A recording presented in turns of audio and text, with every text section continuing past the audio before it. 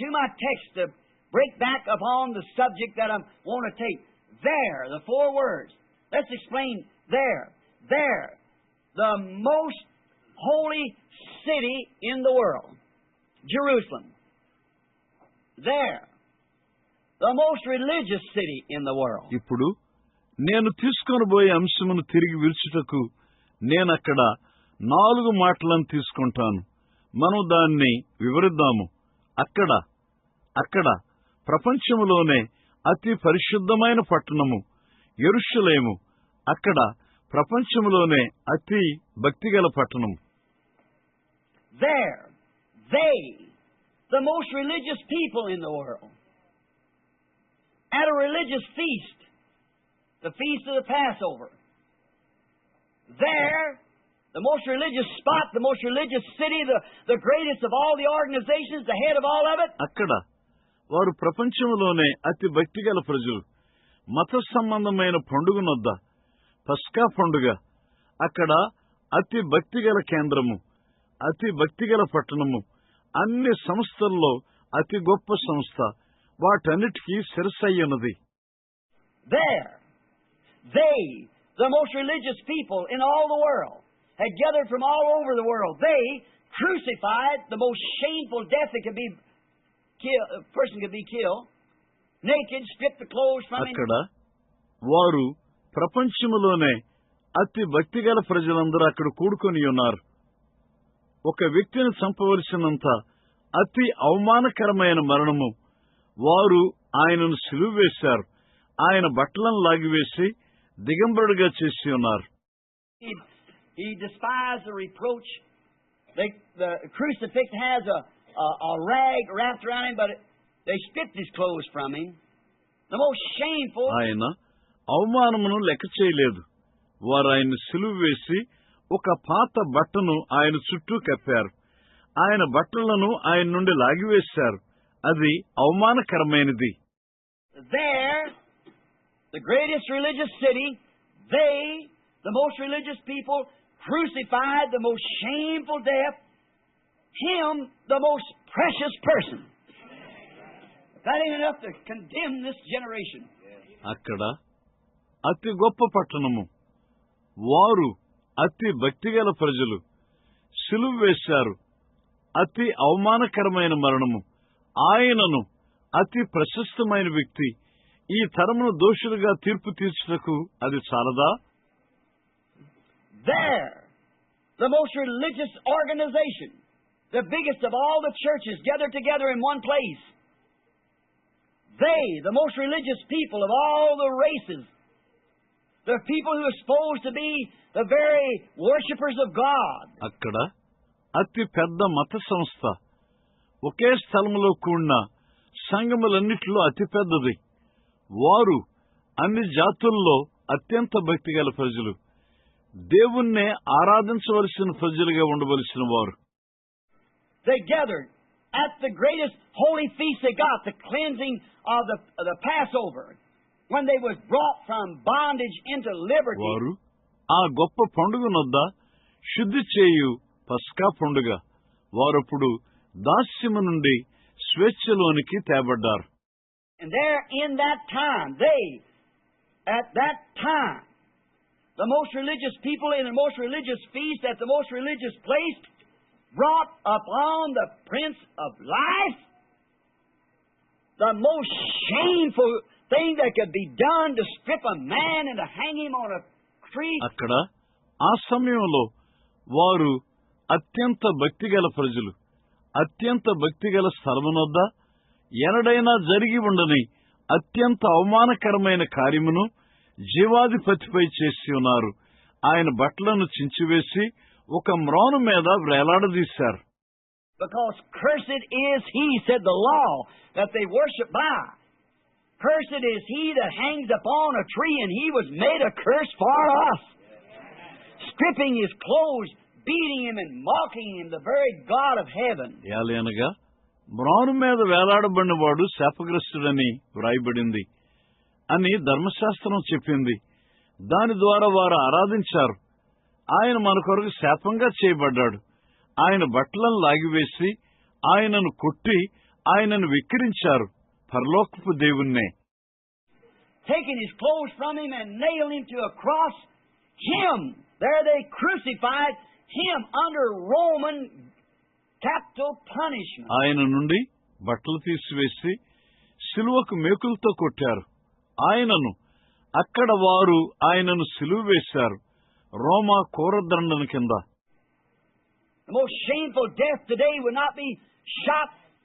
The most shameful death today would not be to be run over by a car and killed, drowned by water, burned by fire.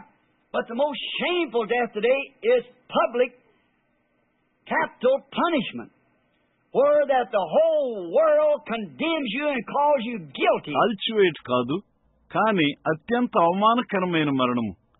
ఈ దినమున అత్యంత అవమానకరమైన మరణము car మీదకి ఎక్కించి చంపుట కాదు, నీళ్లలో ముంచివేయటు కాదు, అగ్నితో కాల్చివేయటు కాదు, కానీ ఈ దినమున అత్యంత అవమానకరమైన మరణమేమనగా ఒక బహిరంగ క్రూర దండన.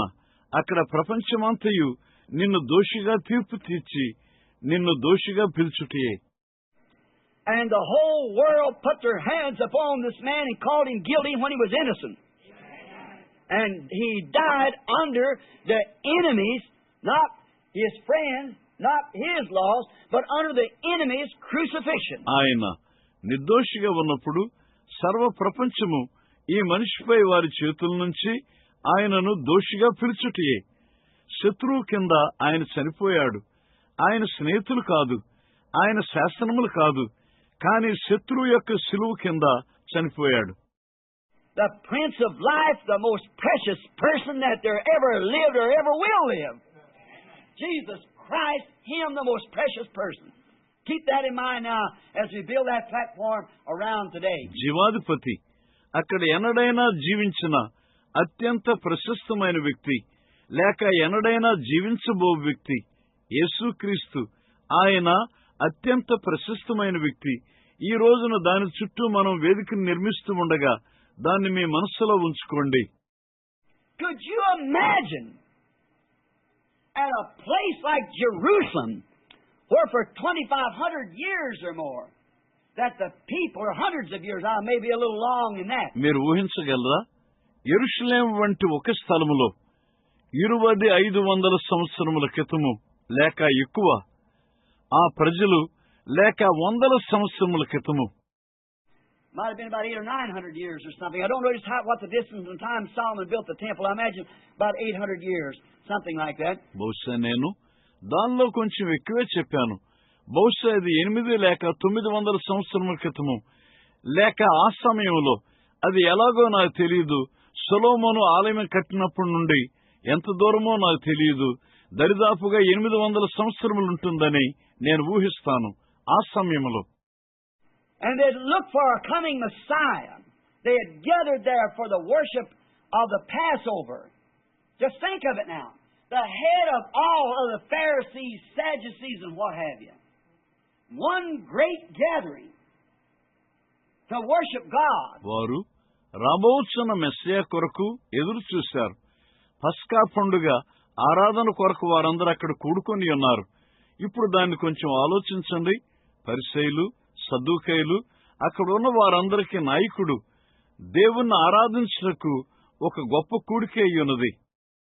Most holy place, Jerusalem, the temple of the Lord, and the people of the Lord took the Lord Himself and crucified Him with capital punishment. Such a thing. అతి పరిశుద్ధ స్థలము యెరూషలేము, ప్రభు యొక్క ఆలయము మరియు ప్రభు యొక్క ప్రజలు ప్రభువునే స్వయంగా తీసుకుని క్రూర దండనతో ఆయన సిలువ వేశారు. అది ఎలాంటి కార్యము?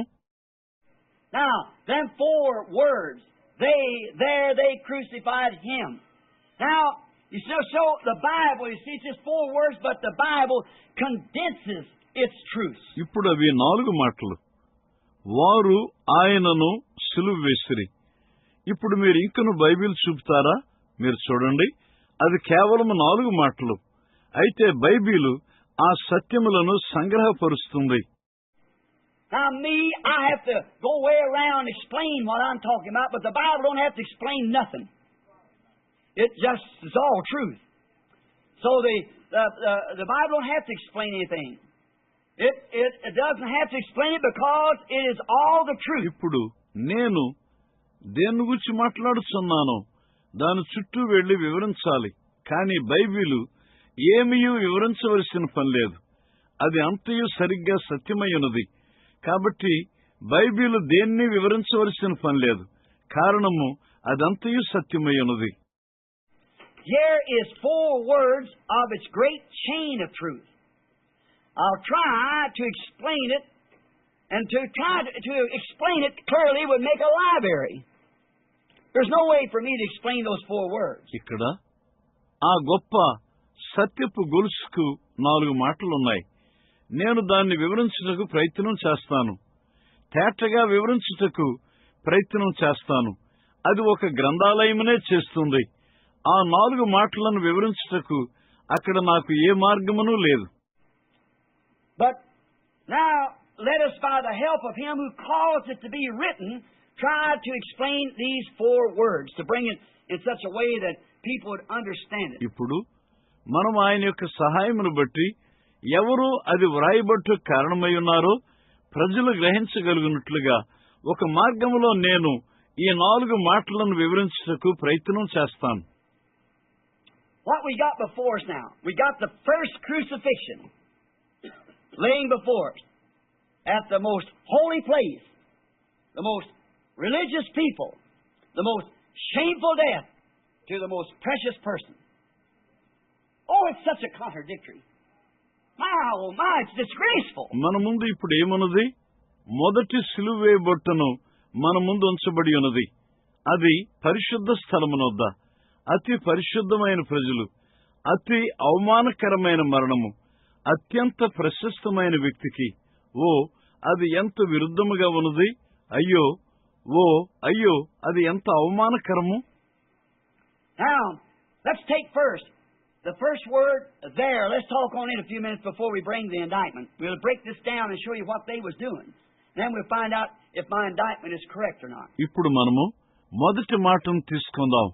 అక్కడ మనము నేరారోపణ తేకముందు కొన్ని నిమిషములు మనం మాట్లాడుకుందాం. దీన్ని మనం క్రిందికి విరుగ్గొట్టి వాళ్ళు ఏమి చేస్తున్నారో చూపుదాం. తరువాత నేరారోపణ యథార్థమో లేక కాదో మనం కనుగొందాం.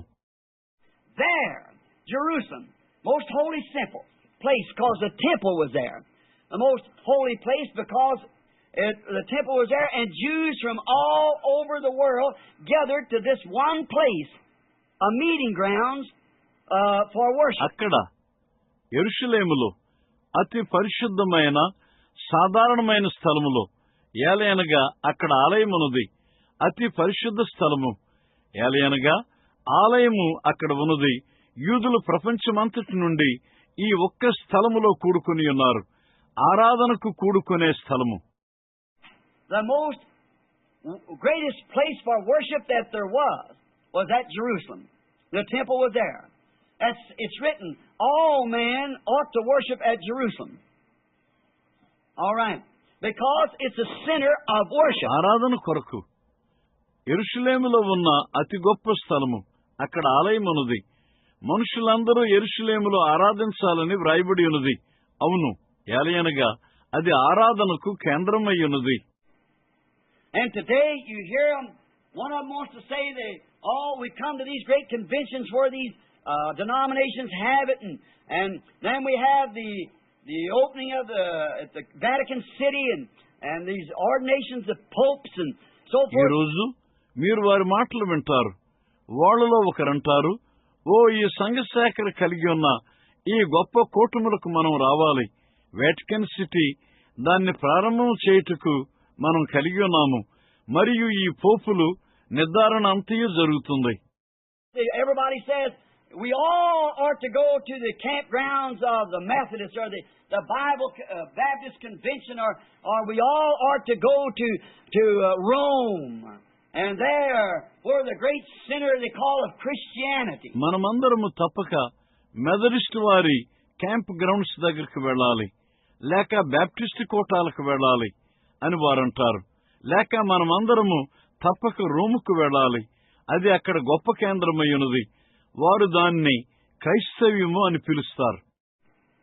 During the time of the last war, when Rome fell, these German soldiers, many of you boys know about this, them German soldiers got back up into the Vatican City there and firing out at the Americans as they were advancing. గత యుద్ధ కాలములో Rome పతనమైనప్పుడు ఈ Germany సైనికులు, మీలో అనేక మంది కుర్రవాళ్లకు తెలుసు, ఆ జర్మనీ సైనికులు వాటికన్ పట్టణంలో ప్రవేశించి వారు ముందుకు పురోగమిస్తూ ఉండగా అమెరికా సైనికులను కాల్చుతున్నారు. Brother Funk and Brother Roberson and Brother Beeler and many of those brethren who was in that war knows. And you know what? We issued orders that they could not fire on that city. సోదరుడు funk, సోదరుడు Roberson, సోదరుడు బీలర్, అనేక మంది ఆ సోదరులు యుద్ధములో ఉన్నారు. వారికి తెలుసు. అదేమిటో మీకు తెలుసా? ఆ పట్టణంపై కాల్పులు జరపకూడదని మనం వారికి ఆదేశాలు ఇచ్చాం. Americans, you stood there and you was a target to them. But at the Westminster Abbey in England, you could fire on that all right.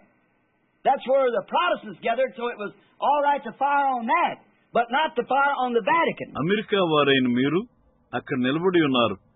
మీరప్పుడు వారికి గురిగా మారారు. కానీ ఇంగ్లండ్లోని వెస్ట్ మినిస్టర్ అబ్బే వద్ద మీరు రాత్రంతా కాల్పులు జరపవచ్చు, కానీ వాటికన్ పట్టణంపై కాల్పులు జరపరాదు. Because as President Roosevelt, I heard his speech when he broadcast it that night called the Fireside Talk. He said, when Rome fell, he said, it's such a shame because Rome is the head of all Christianity. Could you imagine a Protestant saying that? కారణము మన అధ్యక్షుడైన Roosevelt యొక్క fire side talk and radio ప్రసంగములో ఆయన ప్రసంగమును నేను విన్నాను. Rome పడిపోయినప్పుడు అతడు అన్నాడు, అది ఎలాంటి అవమానము, ఏలయనగా రోము క్రైస్తవ్యమునకు శిరస్సుగా ఉన్నది. ఒక ప్రొటెస్టెంట్ వ్యక్తి అలాంటి మాటను చెప్పుట మీరు ఊహించగలరా? So, the great center of Christian religion. Well, we're going to place that like Jerusalem, if you wish to. If you'd like to do that, let's put that at Jerusalem. కాబట్టి ఆ గొప్ప క్రైస్తవ మత కేంద్రము మనం యెరూషలేము వలె ఆ స్థానమునకు వెళదాము. మీరు కోరి ఉన్నట్లయితే, మీరు దాన్ని చేయగోరినట్లయితే యెరూషలేము నొద్ద దాన్ని ఉంచండి. The head of all these other the Sanhedrins and of the Pharisees and of the Sadducees, all of them went up to Jerusalem. That was really the headquarters. ఈ ఇతర వాటన్నిటికీ శిరస్సయ్యున్నది. పరిసయ్యులు, సద్దూకయ్యులు వారందరూ యెరూషలేముకు వెళ్లారు. అది నిజముగా వాటికి కేంద్రమయ్యున్నది. And in the organizational life, you've got to admit that Roman Catholic Church is the mother of all of it. Amen. She sure is. And it started from Pentecost. That's where they got to when they organized. Now, we, the Protestants, are just little sisters of that church. సంస్థాగతమైన జీవితములో Roman Catholic సంఘము అన్నిటికీ తల్లి అయ్యున్నదని నీవు తప్పక ఒప్పుకోవాలి. ఆమె నిశ్చయముగా అయ్యున్నది. అది పెంతెకోస్తు వద్ద ప్రారంభమైనది. అక్కడే వారు దాన్ని సంస్థగా చేశారు. And now, let's say it would be there at the Vatican today, or there at Jerusalem, as it was at that day when all men ought to come to Jerusalem to worship. Why did they do it in the days of Jesus? Why did it say all men should worship at Jerusalem? ఈ రోజున అది Vatican వద్ద ఉందని మనం దాన్ని చెబుతాము. లేక ఆ దినమున అది యెరూషలేము వద్ద ఉన్నది. మనుషులందరూ తప్పక ఆరాధించుటకు యెరూషలేమునకు రావలసి ఉన్నది. యేసు కాలములో వారు ఎందుకు దాన్ని చేశారు? మనుషులందరూ తప్పక యెరూషలేములో ఆరాధించాలని వారు ఎందుకు చెప్పారు?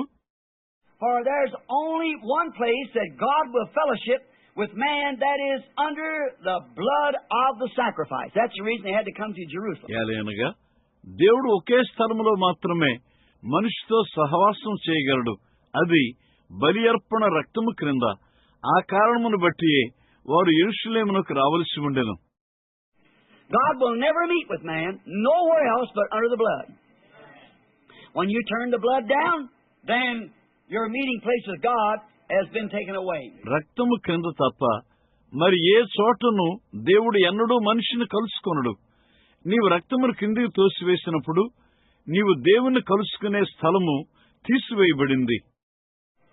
God made His first decision in the Garden of Eden that man would only worship Him under the shed blood of the sacrifice.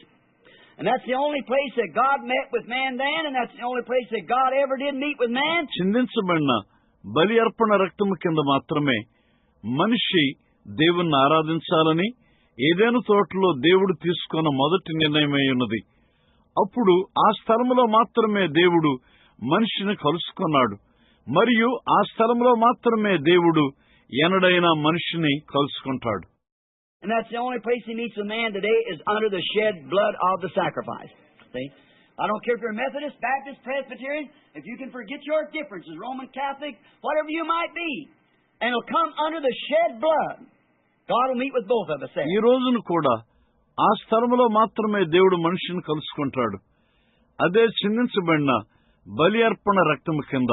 చూడండి, నీవు ఒక మెథడిస్టు అయినా, బాప్టిస్టు అయినా, ప్రెస్బిటేరియన్ అయినా నేను లెక్క చేయను. నీవు నీ భేదములను మర్చిపోయి రోమన్ క్యాథలిక్ అయినా నీవు ఏమై ఉన్నప్పటికీ చిందించబడిన రక్తము కిందకు వచ్చినప్పుడు మన ఇద్దరిని దేవుడు అక్కడ కలుసుకుంటాడు. That's where we can all meet and fellowship on the same ground. But otherwise, He will not meet just because you're a Methodist. He will not meet just because you're Pentecostal. అక్కడే ఆ ఆధారములపైనే మనమందరము సహవాసం చేస్తాము. లేనిచో నీవు ఒక Methodist అయి ఉన్నందున ఆయన నిన్ను కలుసుకొనడు. నీవు కేవలం పెంతెకోస్తు వాడవై ఉన్నందున ఆయన నిన్ను కలుసుకొనడు. ఒకే షరతు కింద ఆయన నిన్ను కలుసుకుంటాడు. అదే చిందించబడిన రక్తము కింద. He'll meet with you under one condition, that's under the shed blood. When your sins has been confessed and expelled in His presence, then by the blood, and the blood is always before Him, and therefore He only can see you through that shed blood, and you're white as snow. When you've confessed your sins, otherwise you're not there. You cannot fellowship. నీవు నీ పాపములను ఒప్పుకున్నప్పుడు ఆయన సన్నిధిలో అవి బహిష్కరించబడతాయి.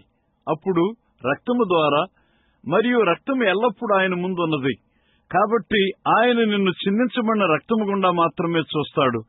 నీవు హిమమంత తెల్లగా ఉన్నావు. చూడు, నీవు నీ పాపములను ఒప్పుకొని ఉన్నావు. లేనిచో నీవు అక్కడ లేవు. నీవు సహవాసం చేయలేవు. That's the reason that you don't see things happening in the churches. They confess that they believe the blood, but they reject the very plan to get to the blood, the Word. ఆ కారణమును బట్టి సంఘముల్లో కార్యములు జరుగుటను మీరు చూసుటలేదు. వారు రక్తమును నమ్ముచున్నామని ఒప్పుకుంటారు, కానీ ఆ రక్తమును చేరుకునే ఆ ప్రణాళికనే వారు త్రోసివేస్తారు. అదే వాక్యము. There's only one way God will honor that Word. You'll never honor that Word, come and say, I'm a Roman Catholic. I demand this to be done. You can't do it. Methodist, Baptist, or Pentecostals, you can't do it. చూడండి, దేవుడు ఆ వాక్యమును గౌరవించే ఒకే మార్గం అక్కడున్నది. నీవు ఆ వాక్యమును ఎన్నడూ గౌరవించట్లేదు. నేను ఒక రోమన్ క్యాథలిక్ అంటావు.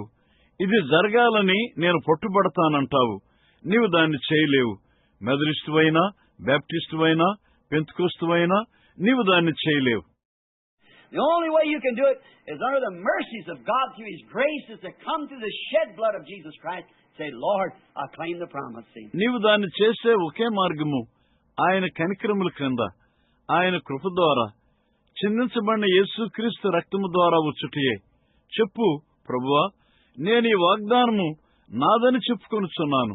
చూడండి, then if you really are under that blood, God's obligated to that word. But first you got to be under that blood. You see it now? అప్పుడు నీవు నిజంగా రక్తము కింద ఉన్నట్లయితే దేవుడు ఆ మాట కట్టుబడి ఉన్నాడు. కానీ మొదటిగా నీవు తప్పక ఆ రక్తము కింద ఉండవలసి ఉన్నావు. ఇప్పుడు మీరు చూస్తారా? No wonder they can't believe in miracles. No wonder you can't believe in the supernatural. No wonder they condemn it. The same reason they condemned it back there is the same reason they condemn it today. They're guilty as guilty can be. Because only under the shed blood. ఆశ్చర్యము లేదు, వారు అద్భుతముల యందు నమ్మకముంచరు. ఆశ్చర్యము లేదు, సహజాతీతమైన దాని యందు మీరు నమ్మరు. ఆశ్చర్యము లేదు, వారు దాన్ని తప్పు అంటారు. ఆ కారణమును బట్టి వారు దాన్ని ఆ వెనక తప్పు అన్నారు. ఆ కారణమును బట్టి ఈ రోజున వారు దాన్ని తప్పు అనుచున్నారు. వారు దోషులుగా ఉండవలసినంత దోషులుగా ఉన్నారు. ఏలయనగా చిందించబడిన రక్తము కింద మాత్రమే. And those who dare, some little brother who dares under humility to take God at His word and walk out there and confess his sins and forget all these dogmas and things and stand there under the blood and believe it, then they want to call him a fanatic. కొందరు ధైర్యం చేసిన వారు, ఎవరో ఒక చిన్న సోదరుడు సాహసించి దీనత్వము కింద దేవుని వాక్యమును తీసుకున్నప్పుడు బయటికి నడిచి వెళ్లి తన పాపములను ఒప్పుకొని ఆ సిద్ధాంతములు వాటన్నిటిని మర్చిపోయినప్పుడు మరియు రక్తము కింద నిలబడి దాన్ని నమ్మినప్పుడు అప్పుడు వారు అతన్ని ఒక వెర్రివాడంటారు. They want to class him, as we'd say it, it's not a good word to use at the pulpit, but it's so that you'll understand he's an oddball. లోకము చెప్పినట్లుగా వారు అతన్ని వర్గీకరిస్తారు. వేదికనొద్ద వాడుటకు అది మంచి మాట కాదు. అయినా మీరు దాన్ని ఆ ప్రకారం గ్రహిస్తారు. అతడు ఒక వింత వ్యక్తి అయి ఉన్నాడు. After all, aren't we all oddballs? See, the believer's an oddball to the unbeliever, and the unbeliever's an oddball to the believer. So who is the oddball? The farmer is an oddball to the businessman's an oddball to the farmer. See? So who is he anyhow? ప్రప్రథమగా మనమందరము వింత వ్యక్తులము కాదా? చూడండి, విశ్వాసి అవిశ్వాసికి ఒక వింత వ్యక్తి అయి ఉన్నాడు. అవిశ్వాసి విశ్వాసికి ఒక వింత వ్యక్తి అయి ఉన్నాడు. కాబట్టి వింత వ్యక్తి ఎవరు? చూడండి, ఒక వ్యవసాయదారుడు ఒక వ్యాపారస్తునికి ఒక వింత వ్యక్తి అయి ఉన్నాడు. చూడండి, కాబట్టి ఎలాగైనా అతడెవరు?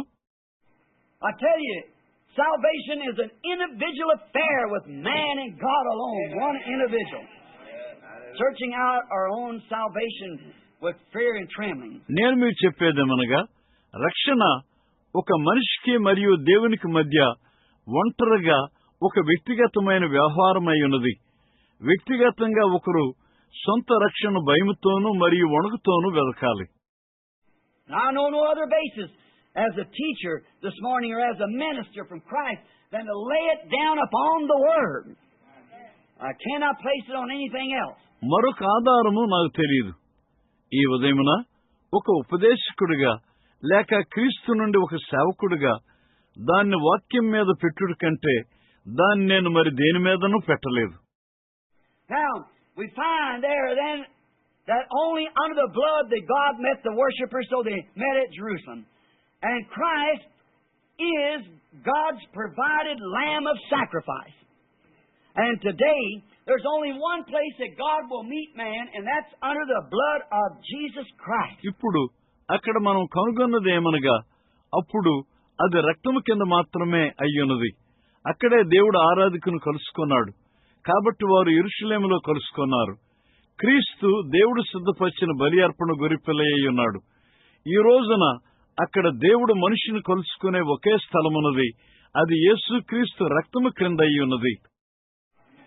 Anywhere else it is condemned. God will never hear it.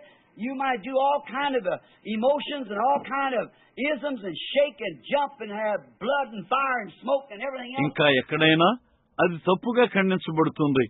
దేవుడు ఎన్నడూ దాన్ని వినడు. నీవు అన్ని రకములైన ఉద్రేకములు చేసినప్పటికీ, అన్ని రకములైన వేదాంతములను కలిగి ఉన్నప్పటికీ, ఊగినా గంతులు వేసినా రక్తము, అగ్ని, పొగ సమస్తమును కలిగి ఉన్నప్పటికీ లెక్క కాదు. But as long as that life isn't compared with the Word and God thoroughly identifying that life, then there's no need of trying it because you're out and God will never meet it till it comes under the care of that blood. That's right. అయితే ఆ జీవితము వాక్యముతో పోల్చబడనంత వరకు మరియు దేవుడు ఆ జీవితమును క్షుణ్ణముగా గుర్తించబడనంత వరకు అప్పుడు దాన్ని ప్రయత్నం చేయటం వల్ల ఉపయోగం లేదు. ఏలైనగా నీవు దూరంగా వెళ్ళిపోయావు. ఆ రక్తము యొక్క భద్రత కిందకు అది తిరిగి వచ్చు వరకు దేవుడు ఎన్నడూ దాన్ని కలుసుకొనడు. అది నిజము. So you see, in the Scripture, we've got a Jerusalem. The church has. It's in heaven, a heavenly Jerusalem, where God is God. And today, it's not under some creed or something that we try to make it a Jerusalem. కాబట్టి మీరు చూడండి, లేఖనములో మనము యెరూషలేమును కలిగి ఉన్నాము. సంఘము కలిగి ఉన్నది.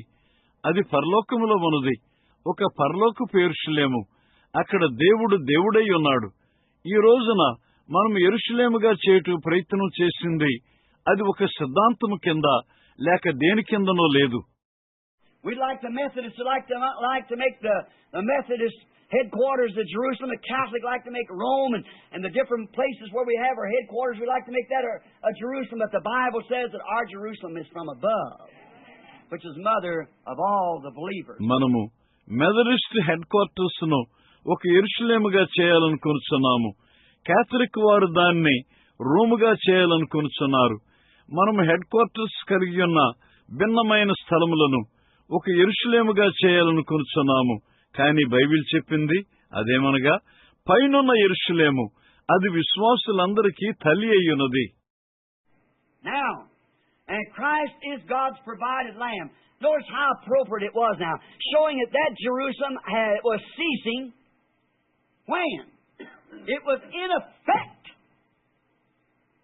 until that hour. The blood of the Lamb was all right until that day. But now at the crucifixion, it changes. ఇప్పుడు క్రీస్తు దేవుడు సిద్ధపరిచిన గొర్రెపిల్ల అయి ఉన్నాడు. గమనించండి, అది యెరూషలేము నిలిచిపోవచ్చున్నదని చూపుచు ఇప్పుడు అది ఎంత సముచితంగా ఉన్నదో. ఇప్పుడు ఆ గడియ వరకు అది అమల్లో ఉన్నది. ఆ దినము వరకు గొర్రెపిల్ల రక్తము సబబుగానే ఉన్నది. కానీ ఇప్పుడు సిలువనొద్ద అది మారుతుంది. The old system is done.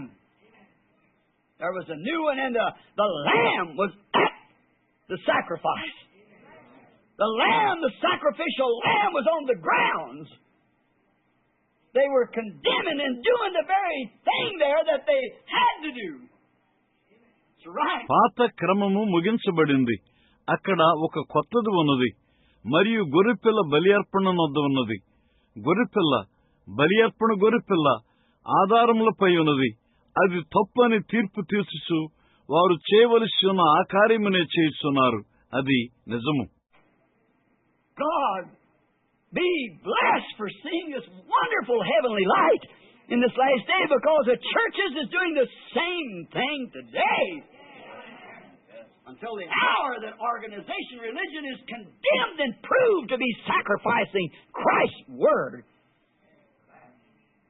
From then on comes the Word, and the Word only. ఈ గడియలోని ఈ అద్భుతమైన వెలుగును చూచుటను బట్టి దేవుడు సన్నతించబడుగాక. కారణము సంఘములు ఈ దినమున అదే కార్యములు చేయుచున్నవి. సంస్థాగతమైన మతము తప్పని ఖండించబడు ఆ గడియ వచ్చు వరకు క్రీస్తు వాక్యము బలిర్పణ చేయబడుచున్నదని రుజువు చేయబడు వరకు అక్కడి నుండి వాక్యం ముందుకు వస్తుంది. మరియు వాక్యం మాత్రమే.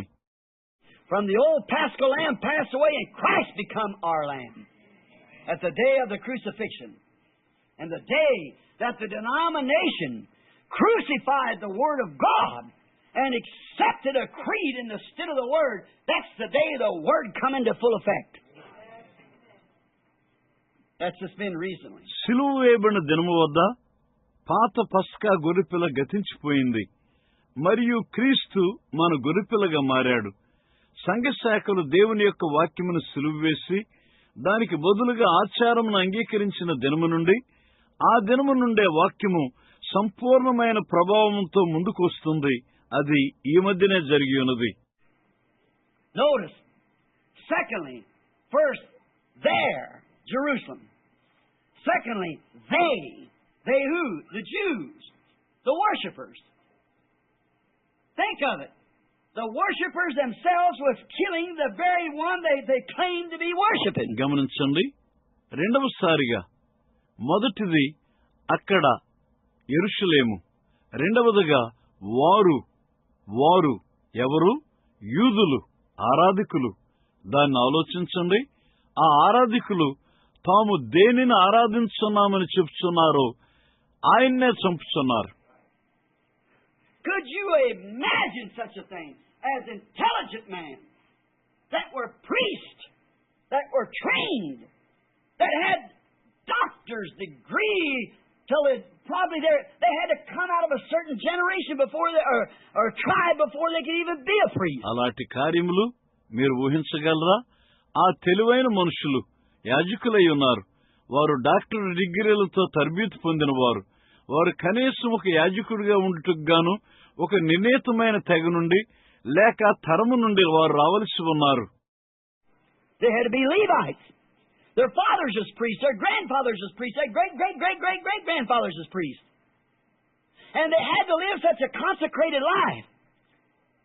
For one iota against them, they'd be stoned. No mercy was granted. వారి తాతలు తాతలు తాతలు తాతలు తాతలు ముత్తాతలు యాజకులై ఉన్నారు.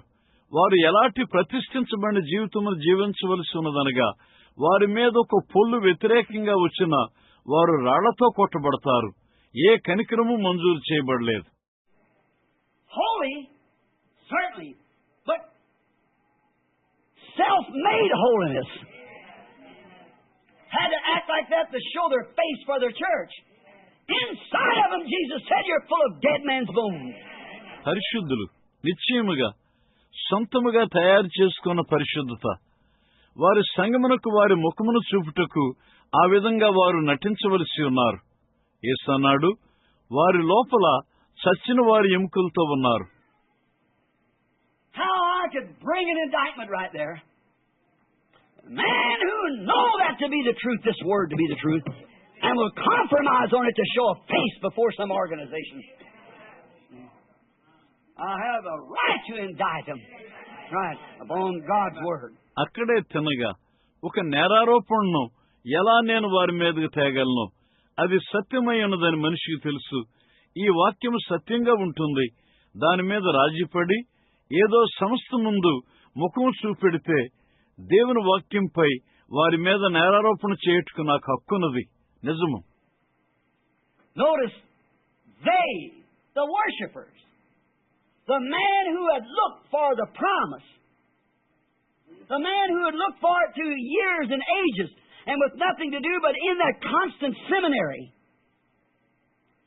But they had divided the word according to the teaching of the seminary.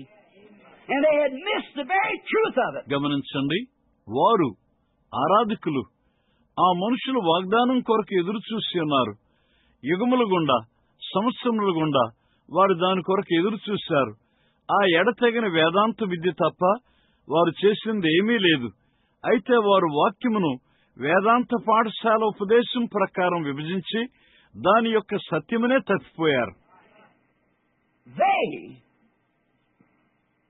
the priest, the ministry of that day, there at their headquarters, they, the ministry of that day was killing the very God, the very Lamb, the very one that they claimed they were worshiping, they were killing. వారు యాజకులు ఆ దినము యొక్క సేవ అక్కడ వారి కేంద్రమునొద్ద వారు ఆ దినము యొక్క సేవకులు గొర్రెపిల్లనే దేవుణ్ణే చంపుతున్నారు. వారు ఎవరిని ఆరాధిస్తున్నామని చెప్పుకొనుచున్నారో ఆయన్నే వారు చంపుతున్నారు. And today I indict this bunch of ordained ministers. In their creeds and denominations, they're crucifying to the people the very God that they claim that they love and serve. ఈ దినమున ఈ నిర్దేశించబడిన సేవకుల గుంపు మీద నేను నేరారోపణ చేస్తాను. వారి సిద్ధాంతముల ద్వారా, వారి సంఘశాఖల ద్వారా వారు ప్రేమిస్తున్నామని, సేవిస్తున్నామని చెప్పుకొనుచున్న దేవుణ్ణే వారు ప్రజలకు సిలువ వేస్తున్నారు. I indict these ministers in the name of the Lord Jesus upon their doctrine that claim that the days of miracles is past, and the water baptism in the name of Jesus Christ is not sufficient and not right. అద్భుతములు జరుగు దినములు గతించిపోయినవి అని చెప్పు వారి సిద్ధాంతముల మీద యేసుక్రీస్తు నామములో నీటి బాప్తిసం సరిపోదు, అది సరైనది కాదు అని చెప్పు దాని మీద ప్రభువైన యేసుక్రీస్తు నామములో ఈ సేవకులపై నేను నేరారోపణ చేస్తాను. Upon any of these words that they have substituted creeds for, I indict them as guilty in the blood of Jesus Christ upon their hands. or crucifying afresh the Lord Jesus the second time. ఈ మాటల్లో ఏదైనను ఆచారముల కొరకు ప్రక్కన పెట్టినందున ప్రభువైన యేసును రెండవసారి తాజాగా సిలువ వేసినందుకు వారి చేతులు దోషముతో ఉన్నవని నేను వారి మీద నేరారోపణ చేస్తాను. They are crucifying Christ to the public. Taking from them the thing that they're supposed to be given to them, and they substituted something else in its place. Amen. A church creed for popularity. ప్రజలకు వారు యేసుక్రీస్తును సిలువ వేస్తున్నారు. వారికి తప్పక ఇవ్వవలసిన దాన్ని తీసివేసుకొనుచున్నారు. దాని స్థానంలో మరొక దాన్ని వారు ప్రత్యామ్నాయముగా ఉంచి ఉన్నారు. పేరు ప్రఖ్యాతుల కొరకు ఒక సంఘ సిద్ధాంతమును తీసుకున్నారు. There, they, the ones who ought to have known better. If anybody should have known better, it should have been the ministers. If anybody should know better, it should be the clergy of this day. అక్కడ వారు తప్పక అన్ని బాగ్గా ఎరిగి ఉన్నవారు. ఎవరైనాను బాగ్గా తెలిసిన వారు ఉన్నట్లయితే అది తప్పక యాజకులై ఉన్నారు. ఎవరైనాను బాగ్గా ఎరిగిన వారు ఉన్నట్లయితే అది తప్పక ఈ దినము యొక్క సంఘ మనుషులై ఉన్నారు. If anybody ought to know, the bishops and archbishops and ministers and doctors of divinity ought to know different. But why can't they? ఎవరైనాను Bagga ఎరిగిన వారుంటే వారే బిషప్పులు, ఆర్చ్ బిషప్పులు, సేవకులు మరియు వేదాంత పండితులు తప్పక భిన్నమైన దాన్ని ఎరిగి ఉండాలి. కానీ ఎందుకు వారు అలా ఉండలేకపోయారు? What a contradiction! What have we got before us here but a contradiction? They claim that they worship God and they're killing the Prince of Life. They crucified him. And here they, again, do the same thing. For he is the Word. ఎలాంటి వైరుధ్యము మన ముందు ఏమన్నది? ఒక వైరుధ్యము తప్ప వారు దేవుని ఆరాధించున్నామని చెప్పుకుంటున్నారు. కానీ వారు జీవాధిపతిని చంపుతున్నారు. వారు ఆయన సిలువ వేశారు. మరియు మరలా అదే కార్యమును వారు చేస్తారు. ఏలయనగా ఆయన వాక్యమై ఉన్నాడు. That's what he is, only a reflection of the Word. And that's what he is today, a reflection of the Word. Trying to find somebody to reflect himself through. ఆయన అదే అయి ఉన్నాడు, కేవలము వాక్యము యొక్క ప్రతిబింబము. ఈ రోజున ఆయన అదే అయి ఉన్నాడు, వాక్యము యొక్క ప్రతిబింబము. తాను వారి గుండా ప్రతిబింబింప చేసుకొనుటకు ఎవరినో కనుగొనుటకు ప్రయత్నించున్నాడు. And these people keep the congregation away from God. And if there's anything happens and is spoke of in the congregation, they condemn it from the platform, from the pulpit, and say it's fanaticism, stay away from it. ఈ ప్రజలు సమాజమును దేవుని నుండి దూరంగా ఉంచుతున్నారు. అక్కడ ఏదైనా సంభవించినట్లయితే అది సమాజమును గురించి మాట్లాడుతుంది. వారు దాన్ని వేదిక యొద్ద నుండి, ప్రసంగ పీఠము నుండి దాన్ని ఖండించి అది వెరితనము, దాని నుండి దూరంగా ఉండండి అంటారు. In doing so, they crucified Jesus Christ in 1963 and are just as guilty as those guys at that day. It's an awful statement, but it's the truth. అలాగును చేయటం ద్వారా వారు యేసుక్రీస్తును 1963లో సిలువ వేశారు. సరిగ్గా ఆ దినమున ఉన్న వారంతా దోషులుగా ఉన్నారు. అది ఒక క్రూరమైన మాట, కానీ అది సత్యమై ఉన్నది. That's exactly what they do today, and upon the grounds of crucifying Christ, upon the grounds of taking the Word and taking it away from the people, is exactly what they were doing there. దానినే వారు ఈ రోజున వారు ఖచ్చితంగా చేస్తున్నారు. ఈ ఆధారములపై, క్రీస్తును సిలువ వేసిన ఆధారములపై, ప్రజల నుండి దేవుని వాక్యమును దూరంగా తీసివేస్తున్న ఆధారములపై దాన్నే వారును ఖచ్చితంగా చేయుచుండిరి. The very word that God was reflecting through His own Son to prove it was, and the one that they claimed that they loved, the Jehovah that had manifested Himself by the Scriptures, done exactly what He said He would do. Exactly what God said He would do. and reflected it before because of love of their church groups and things like that, they condemned the Prince of Life. అది వాక్యమై ఉన్నదని వాక్యమునే దేవుడు తన సొంత కుమారుని ద్వారా ప్రతిబింబించుండెను. వారు ప్రేమించున్నామని చెప్పుకొనుచున్న వ్యక్తి యెహోవా తానే స్వయంగా లేఖనముల ద్వారా ప్రత్యక్షపరచబడిను. ఆయన ఏమి చేస్తాడని చెప్పబడిందో ఖచ్చితంగా ఆయన ఏమి చేస్తాడని దేవుడు చెప్పాడో దాన్నే ఖచ్చితంగా ఆయన చేశాడు. దాన్ని వారి ముందు ప్రతిబింబించాడు. వారి సంఘ గుంపులపై ఉన్న ప్రేమను బట్టి అలాంటి వాటిని బట్టి వారు జీవాధిపతిని దోషిగా తీర్పు చేశారు. And I condemn the same group today and indict them as guilty before the God by the Word of God that they're doing the same thing. This generation is indicted. Remember Hebrews 13:8. He's the same yesterday, today, and forever. ఈ రోజున అదే గుంపును ఖండించి వారి మీద నేరారోపణ చేస్తాను. వారు అదే కార్యం చేస్తూ వాక్యము ద్వారా దేవుని ముందు అంతే దోషారోపణతో ఉన్నారు. ఈ తరము నేరారోపణ చేయబడింది. గుర్తుంచుకోండి, హెబ్రీ 13:8 ఆయన నిన్న నేడు నిరంతరము ఒకే రీతిగా ఉన్నాడు. How did they indict him? Because that their creeds would not accept him. And down in their heart they know different. Did not Nicodemus in the 3rd chapter of St. John well expressed? వారు ఆయన మీద ఎలా నేరం మోపారు? కారణము వారి ఆచారములు ఆయన అంగీకరించలేదు. వారి హృదయంలో దాన్ని భిన్నంగా ఎరిగి ఉన్నారు. నికోదేము పరిశుద్ధ యోహాను 3వ అధ్యాయంలో దాన్ని బాగా వ్యక్తపరచలేదా? Rabbi, we the Pharisees, the preachers, the teachers, we know you're a teacher sent from God. For no man could do the things that you do unless God was with him. See? They publicly witnessed it by one of their renowned men. And still, because of their creeds, they crucified Christ. రబ్బీ, పరిశీలమైన మేము బోధకులము, ఉపదేశకులము, నీవు దేవుని యొద్ద నుండి పంపబడిన బోధకుడు అని మేము ఎరుగుదుము.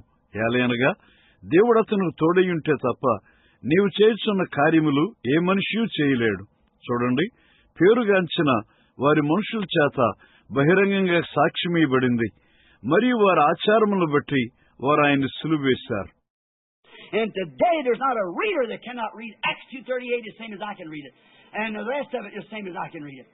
But because of their creeds and because of their denominational tickets that they got in their pocket, their marks of the beast that they're packing around as fellowship cards. నేను చదవగలిగే అదే రీతిగా అపోస్తల కార్యం 2:38ని చదవలేని ఏ పాఠకుడు లేడు. దానిలో మిగిలినవన్నీ నేను చదవగలిగినట్లే వారును చదవగలరు. కాని వారి యొక్క ఆచారములను బట్టి, వారి జేబులో కలిగి ఉన్న వారి యొక్క సంఘశాఖ టిక్కెట్లను బట్టి, వారి జేబులో మోయుచున్న సహవాసపు కార్డులు మృగపు ముద్రలయ్యున్నవి. And taking those things, they crucify to themselves Jesus Christ the flesh, and crucify him before the public, and blaspheme the very God that promised to do this, bringing damnation upon the race. వాటిని తీసుకుని వారు యేసును తాజాగా సిలువ వేయుచున్నారు. ప్రజల ముందు ఆయన సిలువ వేయుచున్నారు. దీన్ని చేస్తానని వాగ్దానం చేసిన దేవుణ్ణే వారు దూషించున్నారు. ఆ జాతిపై నాశనమును తెస్తున్నారు. There they, not the sinner, they. That is the church of that day. They found fault with the man who was the Word. Is that right?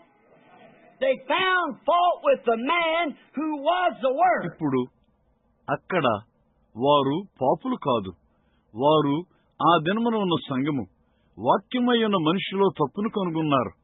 అది నిజమేనా? వాక్యమై ఉన్న మనిషితో వారు పొరపాటును కనుగొన్నారు. Now they find fault with the Word working through the man. They just vice versa, which is in the person the Holy Spirit is working through is God's vindication. ఇప్పుడు మనిషి ద్వారా పరిచయిస్తున్న వాక్యముతో వారు పొరపాటును పట్టుకుంటున్నారు.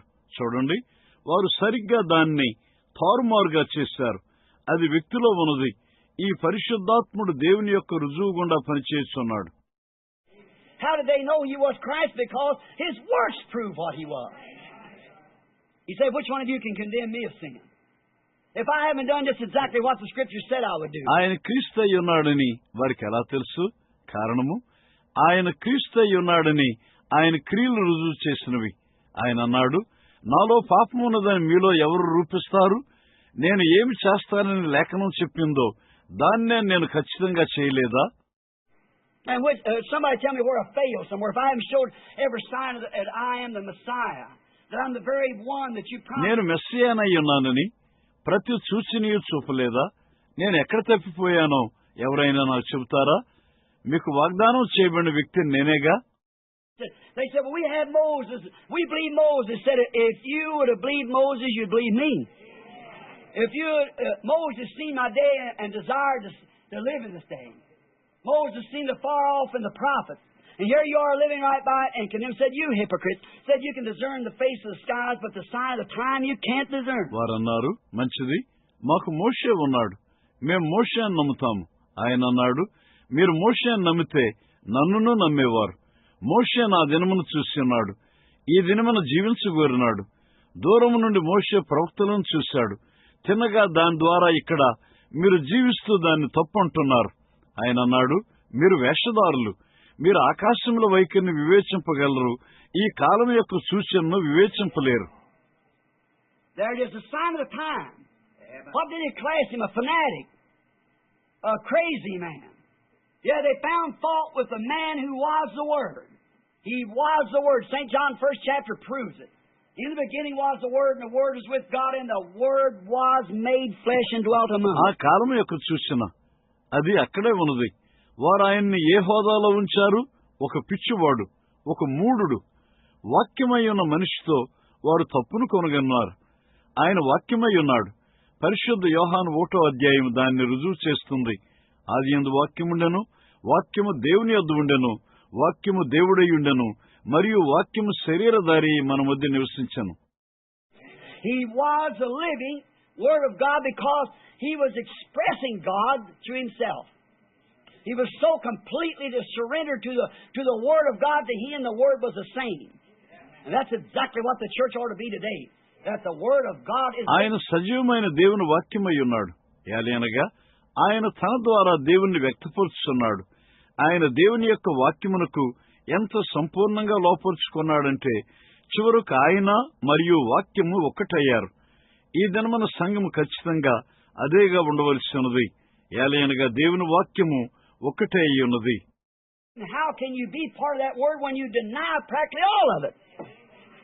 And the reason it's done is not because of the people. That's the reason I think God spoke to me about calling His people the Rickies and Rickettes. అనుచరణలో నీవు మొత్తం వాక్యం నిరాకరిస్తున్నప్పుడు నీవు ఎలా ఆ వాక్యంలో భాగంగా ఉండగలవు? దాన్ని చేయటకు కారణమేమనగా అది ప్రజలను బట్టి కాదు. ఆ కారణమును బట్టి ఆయన ప్రజలను రిక్కీలు మరియు రిక్కెట్టాలు అని పిలుచుటను బట్టి దేవుడు నాతో మాట్లాడి ఉన్నాడు. It's because of these selfish denominations has got those people living out there in the way they're living. They've crucified the truth and the people call it a blasphemy and they make it blasphemy rather. దానికి కారణము స్వార్థపూరితమైన సంఘశాఖలను బట్టి వారు వారికి ఇష్టానుసారంగా జీవించే ప్రజలను అక్కడ కలిగి ఉన్నారు. వారు సత్యమును సిలువ వేశారు. ప్రజలు దాన్ని దూషణ అంటారు. ఇంకా వారు దాన్ని దూషణగా తయారు చేస్తారు. వారు దాన్ని మూఢత్వం అంటారు. వారు సంఘమునకు వెళ్లి ఆరాధించే దేవుణ్ణే వారు దూషిస్తున్నారని వారికి తెలియదు. They call it fanaticism and so forth, and not knowing that they're blaspheming the very God that they go to church to serve. Therefore, I indict this bunch of clergy today. I indict this generation. In the name of Jesus Christ, under the authority of God's Word, you're crucifying Him again. అందుచేత ఈ సంఘ ప్రజల మీద నేను ఈ రోజు నేరారోపణ చేస్తాను. యేసుక్రీస్తు నామములో దేవుని వాక్య అధికారము కింద ఈ తరంపై నేను నేరారోపణ చేస్తాను. ఆయనను మరలా మీరు సిలువ వేస్తున్నారు.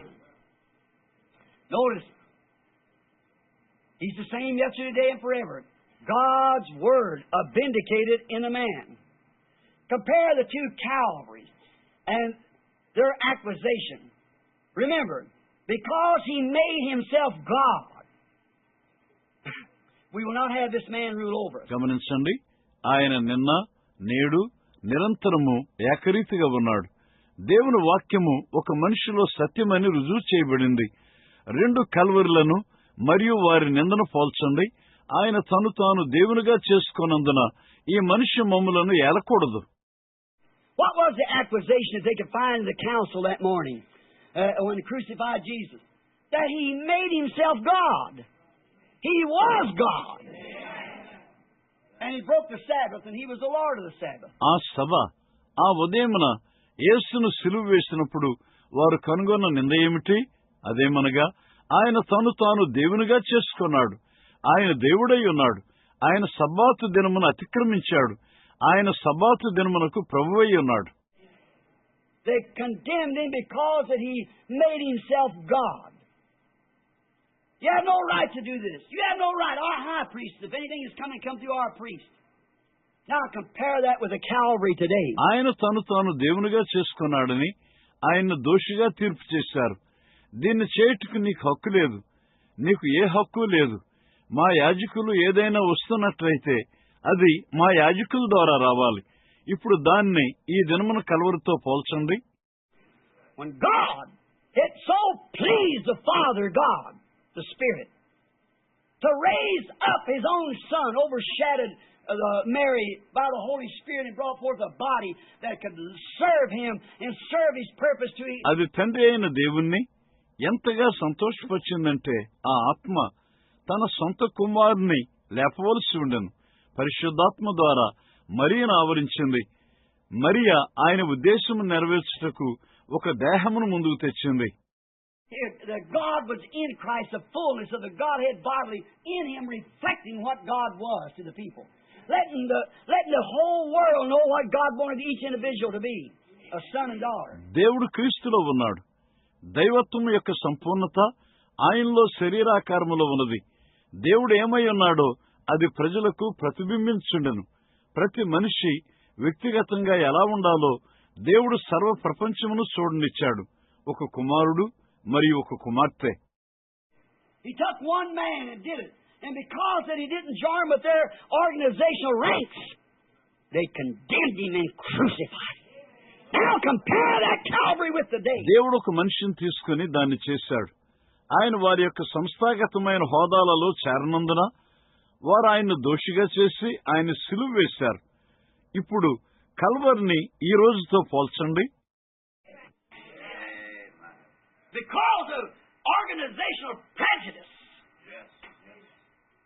because of indifference between scholars who ought to know God's Word and plan, because of this, God can take a little group of people that He can work through somewhere and reflect Himself, who will humble themselves to the Word, and they cannot say it isn't so. సంస్థాగతమైన అహంకారమును బట్టి దేవుని ప్రణాళికను మరియు దేవుని యొక్క వాక్యమును తప్పక మేము ఎరిగి ఉన్నామనే భిన్నమైన వైఖరి మధ్యలో దాని కారణమున ఎక్కడో దేవుడు ఒక చిన్న గుంపు ప్రజలను తీసుకుని తను తాను ప్రతిబింబించుకుంటాడు. వారే వాక్యమునకు తమను తాము తగ్గించుకుంటారు. అది అలాగున ఉండరాదని వారు చెప్పలేరు. They could not say He didn't do it, for their congregation was witness of it. It was before them. They couldn't deny it. They couldn't deny His claims, because the very word that they said they believed was the one who proved that He was. ఆయన దాన్ని చేయలేదని వారు చెప్పలేకపోయారు. ఏలయనగా వారి సంఘము దానికి సాక్షి అయి ఉన్నది. అది వారి ముందు ఉన్నది. వారు దాన్ని కాదనలేకపోయారు. వారు ఆయన చెప్పుకున్న వాటిని కాదనలేకపోయారు. ఏలయనగా వారు నమ్మి మరియు చెప్పి ఉన్న వాక్యమే అది ఆయనే అయి ఉన్నాడని రుజువు చేసింది. Because God took the word that was supposed to be the Messiah and show it to a man. And they had to get rid of him. It's the only way they could go on was get rid of the Messiah. And they did it through blindness and ignorance, regardless of their education. They were smart, intelligent, worldly speaking. ఏలయనగా దేవుడు వాక్యమును తీసుకుని మెస్సియాగా ఉండవలసిన ఒక మనిషి ద్వారా దాన్ని చూపించాడు. వారు ఆయన్ని వదిలించుకోవాలనుకున్నారు. ఆయనను వదిలించుకున్నట్టుకు వారు అలాగునే పెడతారు. వారి చదువుతో నిమిత్తం లేకుండా గుడ్డితనము ద్వారా అజ్ఞానము ద్వారా వారు దాన్ని చేశారు. లోక సంబంధంగా మాట్లాడితే వారు చురుకైన వారు, తెలివైన వారు. As we compared the other night, when the light struck the rich young ruler, look what he did. He rejected a smart man. Paul, another smart man, the light struck him. What did he do? He accepted it. గత రాత్రి మనం పోల్చి ఉన్నాము. ధనవంతుని వెలుగు తాకినప్పుడు అతడు ఏం చేశాడో మీరు చూడండి. అతడు తిరస్కరించాడు. ఒక చురుకైన మనిషి. పౌలు మరొక చురుకైన మనిషి. అతన్ని కూడా వెలుగు తాకింది. అతడు ఏం చేశాడు? అతడు దాన్ని అంగీకరించాడు. He forgot it all he ever know that he might know Christ. That made his life worthy of the gospel. Last Sunday night's message. క్రీస్తుని ఎరుగుటకు గాను తాను ఎరిగినదంతయు మర్చిపోయానని చెప్పాడు. అది అతని యొక్క జీవితమును సువార్తకు యోగ్యమైందిగా చేసింది. గత ఆదివారం రాత్రి వర్తమానం. There it is today. It strikes maybe some little a man has went off, had a call of God. He went to some seminary and learned some creed. He must live by that creed or give up his fellowship card. ఈ రోజున అది అక్కడ ఉన్నది. దేవుని పిలుపును కలిగి ఉండి దాన్ని స్పృశించిన ఎవరో దూరంగా వెళ్లిపోయిన మనిషిని బహుశా తాగుతుంది. అతడు ఏదో వేదాంత పాఠశాలకు వెళ్లి ఏదో సిద్ధాంతమని నేర్చుకున్నాడు. అతడు తప్పక ఆ సిద్ధాంతం ద్వారా జీవించాలి. లేనిచో అతని సహవాసపు కార్డు వదులుకోవాలి. If he does, he's black marked. Nobody else will have him because once he belonged to something else and now he don't belong to it. They figure there's something wrong with that man. And they want to have him in their congregation. When the congregation are only looking for one sign, that is if he believes what they believe. అతడు దాన్ని చేస్తే అతనికి నల్లని ముద్ర వేయబడుతుంది. ఎవరు అతన్ని రానివ్వరు. కారణమేమనగా ఒకప్పుడు అతడు ఒక దానికి చెంది ఉన్నాడు. ఇప్పుడు దానిలో లేడంటారు. ఆ మనిషితో ఏదో తప్పున్నదని వారు గుర్తు వేస్తారు. మరియు వారి సంఘములోనికి అతన్ని రానివ్వరు. అప్పుడు సంఘము ఒకే సూచన కోసం ఎదురు చూస్తుంది. అదేమిటంటే వారు నమ్మిన దాన్ని అతడు నమ్ముతున్నాడా లేదా అని. If he's got a card, if he's a Methodist, if he's a card, he belongs to another fellowship or oneness or Trinitarian or whatever it might be, Church of God or in the Pentecostal ranks, all those ranks. అతడు ఒక Methodist అయితే అతని గుర్తింపు card ఉన్నట్లయితే, అతనికి గుర్తింపు card ఉన్నట్లయితే, అతడు మరొక సహవాసము చెందిన లేక ఏకత్వమైన లేక త్రిత్వమైన చర్చ్ ఆఫ్ గాడ్ అయినా అది ఏమైనప్పటికీ పర్వాలేదు. If he packs a card, they feel that the headquarters has looked him over and tested his mind and give him a psychiatrist test and see if his IQ is high enough. They can speak before him. If they don't, they turn him down. Right. అతడు గుర్తింపు కార్డును కలిగి ఉన్నట్లయితే కేంద్రం అతని పట్ల శ్రద్ధ వహించున్నదని వారు భావిస్తారు. మరియు అతని మనస్సును పరీక్షించి అతనికి మానసిక తత్వ పరీక్షనిస్తారు. అతడు వారి ముందు మాట్లాడటానికి అతనికి తగినంత ఉన్నతమైన జ్ఞానయుక్తమైన అర్హత ఉన్నదేమో చూస్తారు. అతనికి అది లేకపోయినట్లయితే వారు అతన్ని క్రిందికి తురసివేస్తారు. అది నిజము. But you see, the congregation ought to be watching the hand of the Lord. See whether God's giving him his ordination or not. That's what we ought to be looking at. But today they crucify the Son of God afresh. కానీ చూడండి, ప్రభు యొక్క హస్తము అతని మీద ఉన్నదో లేదో సంఘము తప్పక గమనిస్తూ ఉండాలి. దేవుడు అతనికి నిర్ధారణ ఇచ్చాడో లేదో సంఘము చూడాలి. దాని కొరకే తప్పక ఎదురు చూడాలి. కానీ ఈ దినమున వారు దేవుని కుమారుని తాజాగా సిలువ వేస్తున్నారు. When a man is able, by the grace of God, be called of God, to let God reflect himself through him. The works that I do shall you do also, he said. ఒక మనిషి దేవుని కృప ద్వారా సముద్రుడై ఉన్నప్పుడు, దేవుని చేత పిలువబడి ఉన్నప్పుడు, దేవుడే స్వయంగా అతని ద్వారా ప్రతిబింబింపనీయండి, నేను చేయు క్రియలు మీరును చేస్తారు అని ఆయన అన్నాడు. Notice what a day that we're living in. They take the very Calvary we can this morning and the very reason. Now they know that was truth, but because of jealousy, prejudice. గమనించండి, ఎలాంటి దినమును మనం జీవిస్తున్నామో వారు ఆ కారణం బట్టి ఈ ఉదయము మనము చూసినట్లు వారు ఆ కల్వరినే తీసుకుంటారు. ఇప్పుడు అది సత్యమై ఉన్నదని వారికి తెలుసు. కానీ అసూయను బట్టి, గర్వమును బట్టి. What did Jesus say to him? If I cast out devils by the finger of God, then who do you cast them out by? Let them be your judge. If I by the finger of God cast out devils. యేసు వారితో ఏమన్నాడు? నేను దేవుని యొక్క వ్రేలి ద్వారా దయ్యములను వెళ్ళగొట్టుచున్నప్పుడు మీ కుమారులు వాటిని దేని ద్వారా వెళ్ళగొట్టుచున్నారు? వారినే మీకు తీర్పు తీర్చనివ్వండి. చూడండి, నేను దేవుని వ్రేలి ద్వారా దెయ్యములను వెళ్ళగొట్టుచున్నప్పుడు Now, it's like you heard him say, "Can you prove it's the finger of God?" I'd like to heard that question asked him. They were too smart for that. Notice, because that he made himself God, and he was God, and we will not have him rule over us. ఇప్పుడు అది దేవుని యొక్క వ్రేలయ్యున్నదా అని వారు చెప్పినట్లు మీరు విన్నట్లుగా నేను దాన్ని చూడగోరుచున్నాను. వారు ఆయన్ని అడిగిన ప్రశ్న నాకు ఇష్టము. వారు దాని పట్ల ఎంతో చురుగ్గా ఉన్నారు. గమనించండి, ఎందుకంటే ఆయన తను తాను దేవునిగా చేసుకున్నాడు. ఆయన దేవుడై ఉన్నాడు. ఆయన మమ్మలను ఏలుటకు మాకిష్టం లేదు. But now the same old cry comes again. That Bible was written by man, they say. We don't have to live by that.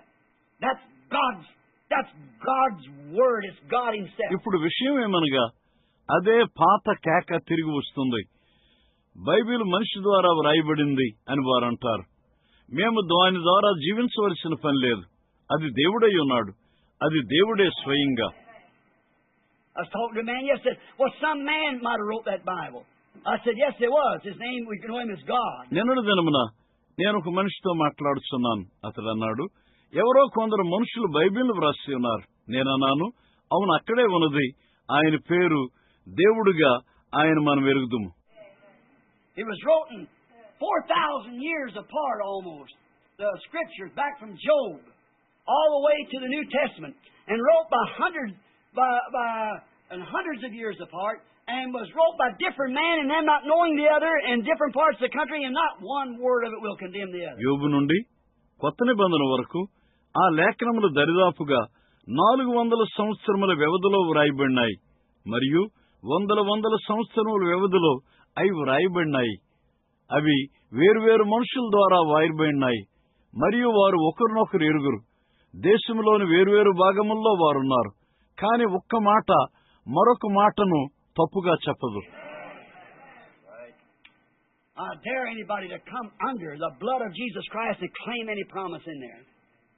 God's obligated to take care of it. యేసుక్రీస్తు రక్తం కిందకు వచ్చి అక్కడ ఏ వాగ్దానమునైనా మీరు మీ హక్కుగా చెప్పుకొనవచ్చని నేను మీకు సవాల్ చేస్తున్నాను.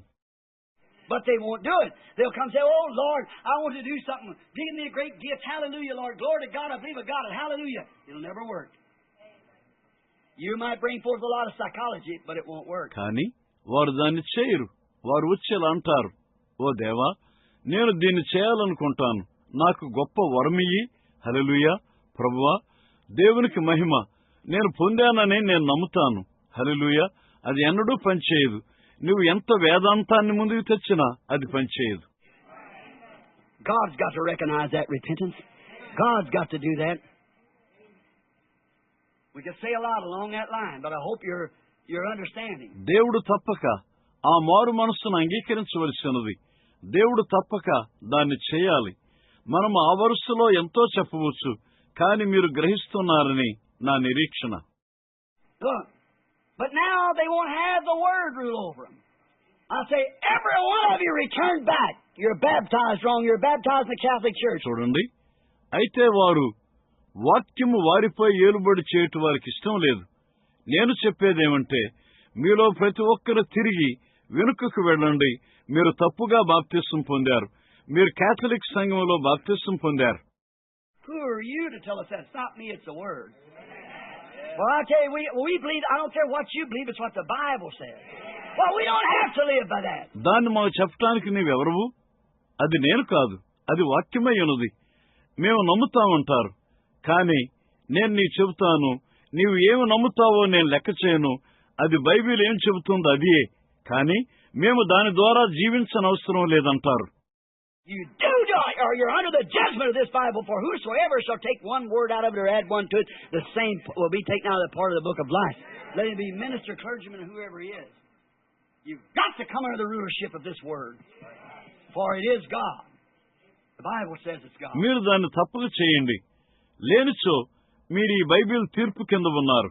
కారణము, ఎవడైనాను ఒక మాటను దీని నుండి తీసినా లేక దానికి ఒక మాట కలిపినా జీవగ్రంథంలో నుండి అతని పాలు తీసివేయబడుతుంది.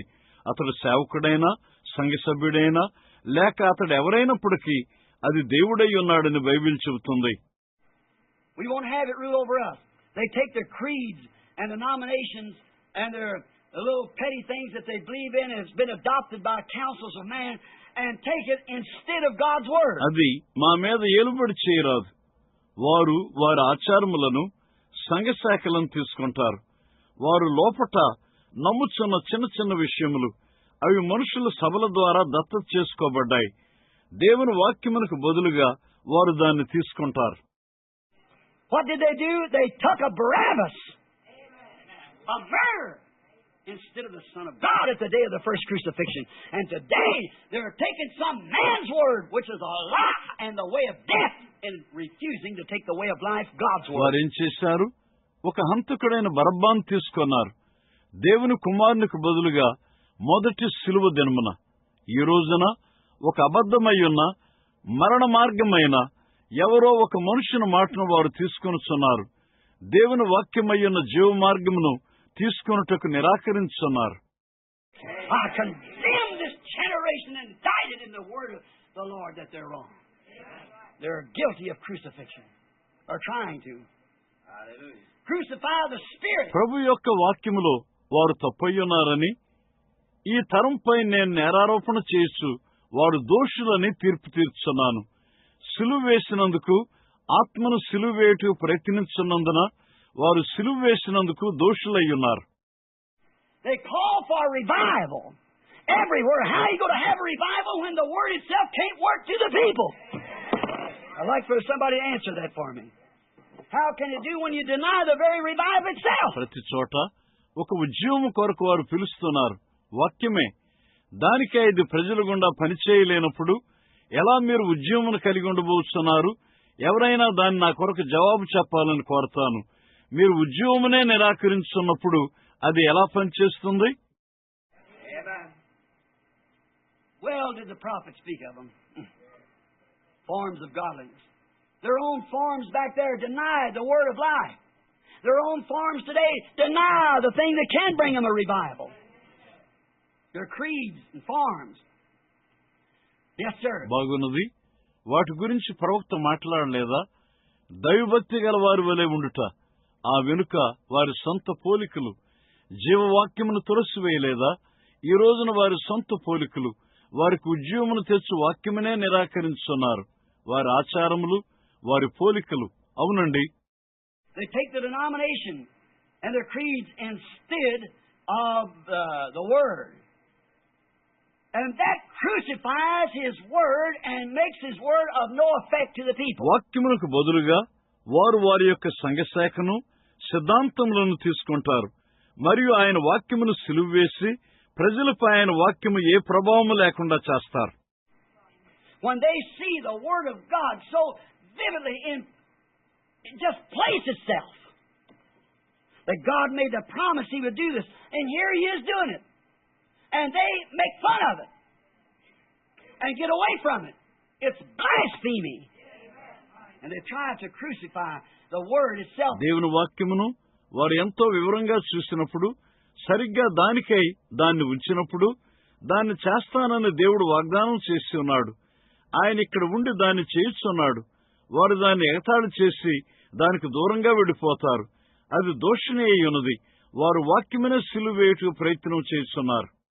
How do they crucify it? They can't crucify the word no more. They can crucify God.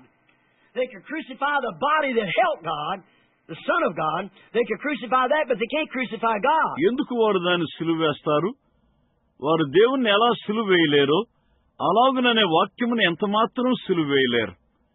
దేవుణ్ణి పట్టుకొని ఉన్న ఆ దేహమును, దేవుని కుమారుని వారు సిలువ వేశారు. వారు దాన్ని చేయగలిగారు. కానీ వారు దేవుని సిలువ వేయలేరు. He had to be that time on account of being the sacrifice to bring in many sons. That's predestinated to eternal life. They had to do it then, but they can't do it now.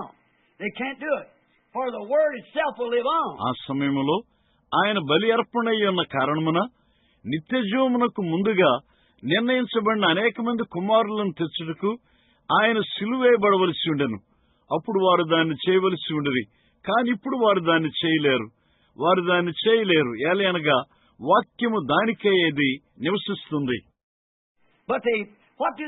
How do they form? What are you saying then, preacher? How are you building your platform here that they crucify him then? కానీ వారేం చేశారు? వారు దేన్ని ఏర్పరిచారు? బోధకుడా, అలాగైతే నువ్వు ఏం చెబుతున్నావు?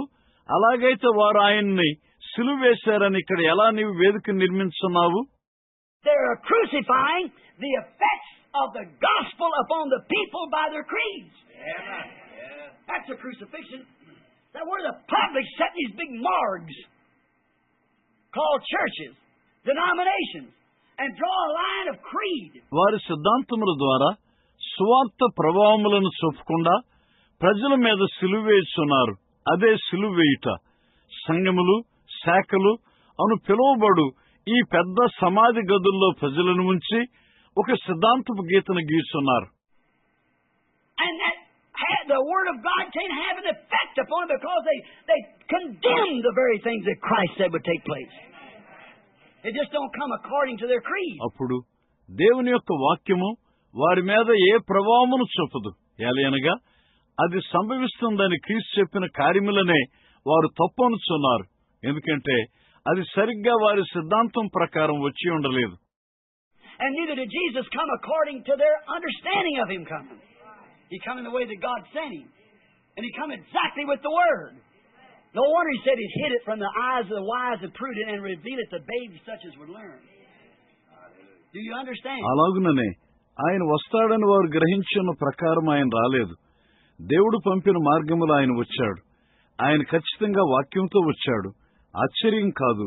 ఆయన అన్నాడు, దాన్ని జ్ఞానులకు, వివేకం గల వారి కనుల నుండి వాటిని మరుగుపరిచి నేర్చుకునే పసిబాలులకు వాటిని బయలుపరిచి ఉన్నావు. మీరు గ్రహించారా? Oh, they have crucified the effects of the Word. I got a bunch of scriptures here. I might just quote two or three of them. They crucified. You say, how did they crucify the Word? When Jesus said that He's the same yesterday, today, and forever. Hebrews 13:8, they say, in such a way He is. See?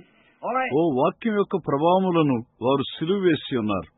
ఇక్కడ నా దగ్గర ఎన్నో లేఖనములున్నాయి. నేను కేవలము 2 లేక 3 సూచిస్తాను. వారు దాన్ని సిలువ వేస్తారు. నీవంటావు, వారు వాక్యమును ఎలా సిలువ వేస్తారు? ఆయన నిన్న నేడు నిరంతరం ఏకరీతిగా ఉన్నాడని యేసు చెప్పినప్పుడు హెబ్రీ 13:8 వారంటారు, ఆయన అలా ఉన్నాడా? చూడండి, మంచిది. And Jesus said His last commandment to the church, go ye into all the world, Mark 16. Go ye into all the world and preach the gospel. These signs shall follow them that believe. All the world to every creature. It ain't half reached yet. And His millions die every year that don't ever even heard the name of Jesus. యేసు అన్నాడు, ఆయన సంఘమునకు ఇచ్చిన చివరి ఆజ్ఞ, మీరు సర్వలోకమునకు వెళ్ళి. Mark 16. మీరు సర్వలోకమునకు వెళ్ళి సువార్తను ప్రకటించండి. నమ్మిన వారి వలన ఈ సూచక్రియలు కనపడును. సర్వలోకమునకు, సర్వ సృష్టికి, అదింకా సకమ లోకమునకు వెళ్ళలేదు. యేసు పేరును కనీసము ఎన్నడూ వినకుండా ప్రతి సంవత్సరము లక్షల మంది చనిపోతున్నారు. So it's still the general orders. It's still the commandment of God. All the world and preach the gospel to every creature. He that believeth and is baptized shall be saved. He that believeth not shall be damned. కాబట్టి అవి ఇంకా సాధారణ ఆజ్ఞలయ్యున్నవి. అవి ఇంకనూ దేవుని యొక్క ఆజ్ఞలయ్యున్నవి. సర్వలోకమునకు, సర్వ సృష్టికి సువార్తను ప్రకటించండి. నమ్మి బాప్తిసం పొందువాడు రక్షించబడును, నమ్మని వానికి శిక్ష విధించబడును. And these signs shall follow them that believe. In my name they shall cast out devils. They shall speak with new tongues. If they take up serpents or drink deadly things, it shall not harm them. If they lay their hands on the sick, they shall recover. నమ్మిన వారి వలన ఈ సూచక్రియలు కనపడును. నా నామమున వారు దెయ్యములను వెళ్ళగొడతారు. వారు కొత్త భాషలతో మాట్లాడతారు. వారు సర్పములను ఎత్తిపట్టుకుంటారు. లేక మరణకరమైనదేది త్రాగినను అది వారికి హాని చేయదు. వారు రోగుల మీద చేతులుంచినప్పుడు వారు స్వస్థత నొందుదురు. And they say that was for that generation. And they make the commandment of God of not effect to this, and they crucify the effect of the word to the people. Amen. వారంటారు, అది మరొక తరమునకు, దాని పట్ల దేవుని యొక్క ఆజ్ఞను ఏ ప్రభావము లేనిదిగా చేస్తారు. ప్రజల పట్ల ఆ వాక్య ప్రభావమును వారు సిలువ వేస్తారు. ఆమేన్. Peter said on the day of Pentecost, with the keys to the kingdom that Jesus had just given him, whatever you say here, I'll say it up there. And on the day of Pentecost, they asked what they might do to receive the Holy Spirit if they was so enjoying it, watching others acting what they would call silly, staggering, jumping, falling, acting like they were drunk. Pentecost దినమున పేతురు అన్నాడు, దేవుని రాజ్యపు తాళం చెవులు గలవాడై యేసు అప్పుడే అతనికిచ్చాడు. నీవిక్కడ ఏం చెబుతావో పైన నేను దాన్ని చెబుతాను. పరిశుద్ధాత్మను పొందుటకు వారు ఏమి చేయాలని పెంతెకొస్తు దినమున వారు అడిగారు. వారు ఎంతగానో దాన్ని అనుభవించుచుండిరి. వారు దాన్ని పనికిరానిది అని పిలిచినట్లు ఇతరులు ప్రవర్తించుటను వారు గమనించుచుండిరి. వారు తూలుచు త్రాగిన వారి వలె ఎగురుచు పడిపోతూ ప్రవర్తించుచుండిరి. And they said, these men are full of new wine. But there was a man stood up by the name of Peter, who had the keys to the kingdom, and said, these are not drunken. Acts 2. As you suppose, since the third hour of the day. But this is that which is spoken of. వారన్నారు, వీరందరూ కొత్త మద్యముతో మత్తులై ఉన్నారు. అయితే అక్కడ పేతురు అని పేరు గల మనిషి దేవుని రాజ్యమునకు తాళపు చెవులు కలిగిన వాడై నిలబడి అన్నాడు, వీరు మద్యముతో మత్తులైన వారు కాదు. అపోస్తలుల కార్యం 2వ అధ్యాయం. ప్రొద్దు పొడిచి జామైనను కాలేదు. ఇది ప్రవక్త ద్వారా చెప్పబడిన సంగతి. See, right back to the Word again. Showing that the Spirit is still Word, the Word is still Spirit. The Word of God. And it shall come, spoken by the prophet Joel, Joel 2:38. And it shall come to pass in the last days, saith God, I'll pour out my Spirit upon all flesh. చూడండి, తిన్నగా తిరిగి వాక్యంలోనికి వెళ్ళాడు. ఆత్మ ఇంకను వాక్యమై ఉన్నదని చూపుతున్నాడు. వాక్యము ఇంకను ఆత్మై ఉన్నది. దేవుని యొక్క వాక్యము యోవేలు ప్రవక్త ద్వారా చెప్పబడినట్లుగా అది వస్తుంది. యోవేలు 2:38. అంత్య దినముల యందు నేను మనుషులందరి మీద నా ఆత్మను కుమ్మరించెదను. Listen to that prophet stand there. Look at him fearless. Standing there upon that bunch and condemning them. Indicting them. వినండి, ఆ ప్రవక్త అక్కడ నిలబడి ఉన్నాడు. అతని వైపు చూడండి. నిర్భయముగా ఆ గుంపు మీద అక్కడ నిలబడి వారిపై నేరారోపణ చేస్తూ వారు దోషులని తీర్పు చేయుచున్నాడు. This is the scripture. This is that was spoken of by the prophet. I'll pour out my Spirit upon all flesh. Your sons and daughters shall prophesy. On my handmaids and maidservants I'll pour out of my Spirit. I'll show signs in the heavens above and on earth, fire and pillars of smoke and vapor. Proving it by the Word that it was the Word. అతడు అన్నాడు, ఇదే ఆ లేఖనము, ఇదే ప్రవక్త అయిన యోవేలు ద్వారా చెప్పబడిన సంగతి. మనుషులందరి మీద నా ఆత్మను కుమ్మరించెదను. మీ కుమారులను మీ కుమార్తెలను ప్రవచించెదరు. ఆ దినముల్లో నా దాసుల మీదను నా దాసులందరి మీదను నా ఆత్మను కుమ్మరించెదను గనుక వారు ప్రవచించెదరు. పైన ఆకాశమందు మహత్కార్యములను, క్రింద భూమి మీద సూచక్రియలను, రక్తమును, అగ్నిని, పొగ, ఆవిరిని కలుగజేసేదను. అది వాక్యమై ఉన్నదని వాక్యము ద్వారా రుజువు చేస్తున్నాడు. And they laughed and made fun of it. And they went to judgment, and the city was burned, and they eat one another's children, and today there are scattered people throughout all the world. Showing the Holy Spirit still remains the Word of God to bring this Word to make it live. వారు నవ్వి దాన్ని ఎగతాళి చేశారు. వారు తీర్పులోనికి వెళ్ళిపోయారు. వారి పట్టణము కాల్చివేయబడింది. వారు ఒకరి పిల్లలను ఒకరు తిన్నారు. ఈ రోజు వారు ప్రపంచమంతటా చెదిరిపోయిన ప్రజలుగా ఉన్నారు. ఈ వాక్యమును సజీవముగా చేయుటకు పరిశుద్ధాత్ముడు ఇంకను దేవుని యొక్క వాక్యమై ఉన్నాడని అది చూపుతున్నది. Jesus Christ was the person, man, God.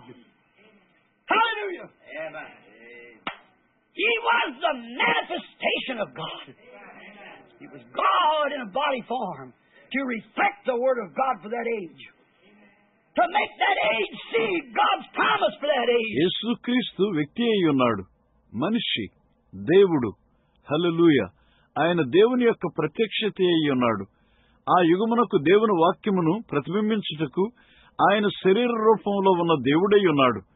ఆ యుగము దేవుని యొక్క వాక్యమును చూసినట్లు చేయుచున్నాడు. And the Holy Ghost is the same thing today. It's the Spirit of God upon the written Word trying to find somebody to reflect itself to this age. To prove that He's the same yesterday, for St. John 14:12, the works that I do shall you also. ఈ రోజున పరిశుద్ధాత్ముడు అదే అయి ఉన్నాడు.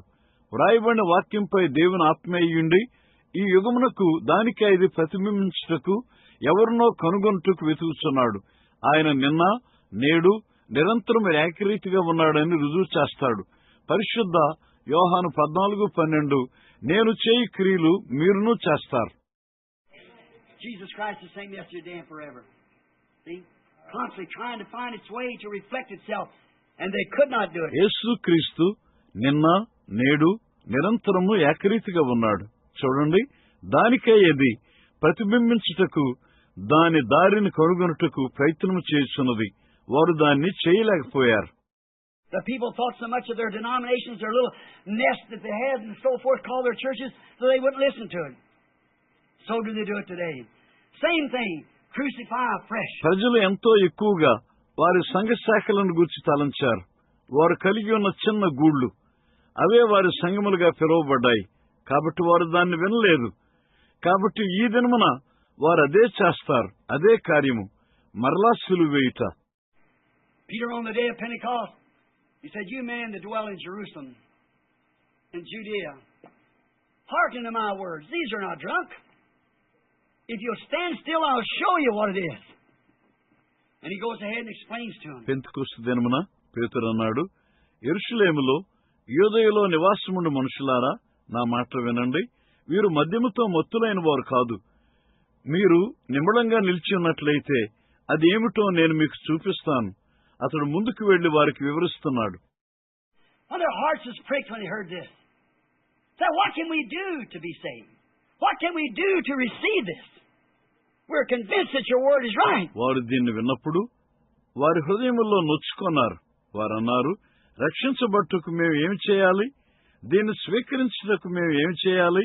నీ మాట సత్యమై ఉన్నదని మేము ఒప్పించబడ్డాం. He said, "Repent, every one of you, and be baptized in the name of Jesus Christ for the remission of your sins. And you shall receive the gift of the Holy Ghost, for this is to you and your children, them as far off, even as many as the Lord our God shall call." This is what they got to do. Repent, be baptized in the name of Jesus Christ. అతడు అన్నాడు, ప్రతివాడు మారు మనసు పొంది పాప క్షమాపణ నిమిత్తము యేసుక్రీస్తు నామమున బాప్తిసం పొందుడి. అప్పుడు మీరు పరిశుద్ధాత్మను వరం పొందుదురు. ఎలయనగా ఇది మీకు, మీ పిల్లలకు, దూరస్తులందరికీ మన ప్రభు అయిన దేవుడు పిలిచిన వారందరికీ చెందును. ఇదే వారు తప్పక చేయవలసినది. మారు మనసు పొంది యేసుక్రీస్తు నామమున బాప్తిసం పొందాలి. And today, the Roman Catholic Church adopted Father, Son, Holy Ghost to take that place. Instead of that, a communion. Lick out a tongue and take a wafer, and the priest drink the wine, and you're one together. The communion, instead of being the Holy Ghost, called Holy Eucharist. ఈ రోజున Roman Catholic సంఘము ఆ స్థానమును తీసుకొనుటకు తండ్రి, కుమార, పరిశుద్ధాత్మను దత్తత చేసుకొన్నది. దానికి బదులుగా ప్రభురాత్రి భోజనము, నాలుకను చాపి ఒక అప్పమును తీసుకొనుట, యాజకుడు ద్రాక్షారసమును తాగుట, మీరు ఒక్కటిగా ఏకమై ఉన్నారు. పరిశుద్ధాత్మకు బదులుగా, ప్రభురాత్రి భోజనమునకు బదులుగా పరిశుద్ధ ప్రభువు భోజనము అను పండుగ. And the Father, Son, Holy Ghost, a Trinitarian baptism was not even spoke of in the Bible. The name of Father, Son, Holy Ghost is the Lord Jesus Christ. తండ్రి, కుమార, పరిశుద్ధాత్మ అను త్రిత్వ బాప్తిసం ఇచ్చుట బైబిల్లో అది కనీసం వ్రాయబడలేదు. తండ్రి, కుమార, పరిశుద్ధాత్మ యొక్క పేరు ప్రభు అయిన యేసుక్రీస్తు. And when you show that to this onward generation, as Peter said, save yourself from this onward generation. When you show it to them, what do? Make fun of it and say, our church don't teach it that way. Then you're guilty. మూర్ఖులగు ఈ తరం వారికి మీరు దాన్ని చూపినప్పుడు, పేతురు అన్నాడు, మూర్ఖులగు ఈ తరం వారికి వేరే రక్షణ పొందుడి. నీవు దాన్ని వారికి చూపినప్పుడు వారేం చేస్తారు? దాన్ని ఎగతాళి చేసి వారంటారు, మా సంఘము ఆ విధంగా దాన్ని బోధించదు. అప్పుడు మీరు దోషులయ్యున్నారు. You're guilty of the crucifixion of Jesus Christ by taking the power of God away from the people. You crucify the very word to them, and you condemn yourself with your congregation. Lead them into a death trap. అప్పుడు ప్రజల నుండి దేవుని శక్తిని దూరంగా తీసివేయుట ద్వారా మీరు దోషులయ్యున్నారు. యేసుక్రీస్తును సిలువ వేసినందుకు మీరు దోషులయ్యున్నారు. దేవుని వాక్యమునే నీవు వారికి సిలువేయుచున్నావు. నీ సంఘంతో పాటు నిన్ను నీవు దోషిగా తీర్పు చేసుకొనుచున్నావు. వారిని మృత్యువు వలలోనికి నడిపిస్తావు. I said about that minister last Sunday. It was Martin Luther King down there with them precious people, leading right into a death trap. Oh, somebody could only talk that man. Wish I could. గత ఆదివారము నేను ఆ సేవకుడు గురించి చెప్పి ఉన్నట్లుగా ఆయన అక్కడ ప్రజలతో ఉన్న మార్టిన్ లూథర్ కింగ్ అయి ఉన్నాడు. తిన్నగా వారిని మరణపు ఉరిలోనికి నడిపించున్నాడు. ఓ, ఎవరైనా ఒకరు ఆ మనిషితో మాట్లాడితే బాగుంటుంది, నేను మాట్లాడాలనుకుంటున్నాను. Just for a little uprising of the school proposition. See, there's what difference? My goodness, if the people ain't got hard enough to associate with a man because of his color, they're condemned and dead anyhow. అది పైకి లేచున్న స్కూలులోని సమానత్వమును గురించి చూడండి. లేక భేదం ఏమిటి? అయ్యో, బాగుంది. ఒక మనిషి యొక్క రంగును బట్టి అతనితో సహవాసం చేయుటకు తగినంత హృదయం లేనప్పుడు వారు ఎలాగైనా దోషులుగా తీర్పు తీర్చబడి చనిపోయి ఉన్నారు. The nation gives them. I don't fight against it. Don't. What if somebody said all the Irish or somebody, all the German or somebody else had to dissociate? That would never bother Christians. They'd move right ఈ on. దేశము వారికి హక్కునిస్తుంది. దానికి వ్యతిరేకంగా పోరాడవద్దు. వద్దు. ఎవరైనా Irish వారితో, Germany వారందరితో ఎవరితోనో సహవాసం చేయకూడదంటే అది ఎన్నడూ క్రైస్తవులను బాధించదు. వారు తిన్నగా ముందు కదులుతారు. And that man's a Christian, is a minister. He shouldn't lead them people into a revolt against that. They're going to cause millions to die. It'll start another revolutionary. It's a shame to do that. ఆ మనిషి క్రైస్తవుడై ఉన్నాడు, ఒక సేవకుడు. దానికి వ్యతిరేకంగా ప్రజలను తిరుగుబాటు చేయుటకు నడిపించకూడదు. అది లక్షల మంది చనిపోవటానికి కారణమవుతుంది. అది మరొక ఉద్యమాన్ని ప్రారంభిస్తుంది మరియు దాన్ని చేయుట అవమానకరమైనది.